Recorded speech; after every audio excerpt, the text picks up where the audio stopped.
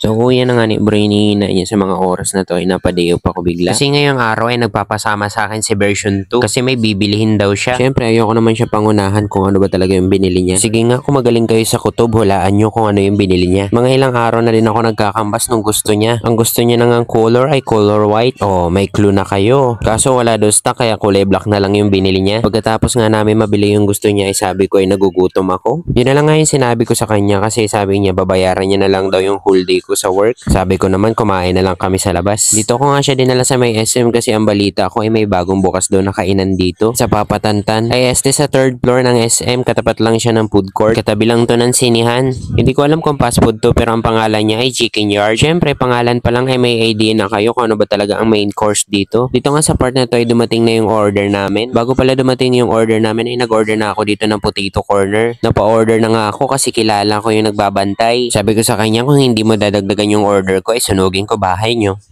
Ang na-order nga pala namin ng kapatid ko ay FC1 Buffalo Wings, 2-piece chicken na din yan at may kasama ng lettuce. 2-piece wings na ngayon kaya hindi na kayo lugin, nasa 99 pesos lang yan. Pero separate din dun yung drinks. Napa-order na nga din ako ng extra rice niyan kasi sobrang sarap talaga. So sobrang sarap pati yung butong ngangat-ngatin mo. Pero kung sa service naman yung pag-uusapan ay mag-tricycle na kayo kasi dito sa nakainan namin ay self-service dito. Pero maganda yung pwesto na nakuha nila. Saka medyo bago sa paningin ng tao. Tingin ko talaga papatok to kasi sa panlasa ko palang sobrang sarap na. Madami din kayong pagpipilian kasi may pang heavy meals and mga snacks din sila. Meron din silang pasta, chicken sandwich, dessert. Bagong bukas lang to guys, try nyo na. Syempre dahil nasagot ni ate yung pagkain at nabudol na naman natin ay naisip niya na nanghihinayang daw siya sa kinakain namin. I mean hindi siya nanghihinayang sa ginastos niya. Nanghihinayang siya kasi hindi namin kasama yung mga parents namin at saka yung kapatid kong isa na kumain dito sa labas. Kasi iniisip niya yung parents namin. Ang iniisip niya sana sa ginastos niya sa pagkain namin ay bili na lang namin ng pasulubong sa parents namin para kahit papaano makatikim din yung parents ko at saka yung bunso kong kapatid ng ganito kasarap ng mga pagkain. Kaso ang sabi ko sa kanya, kung uuwi ba tayo sa bahay ay madapil na ako. Ako kasi yung tipong lahat kaya kong tiisin pero yung gutom hindi. Biro lang. Kung pansin nyo, ito kasi si ate ay family oriented to. Kasalungat naman sa pag-uugali ko. Pero kahit ganun ay malapit din naman ako sa pamilya ko. Kaya siguro madalas kami mapagkamalang magjowa. Kasi itong si ate kahit sa public ay sobrang sweet sa akin. Tingnan mo naman, sinusubuan pa ako niyan. Napapadalas na nga kami nito ni atin lumabas kasi nga sabi ko sa kanya ay malapit na akong umalis. Kaya habang andito pa ako ay sinusulit na namin. Hanggang dito na lang muna.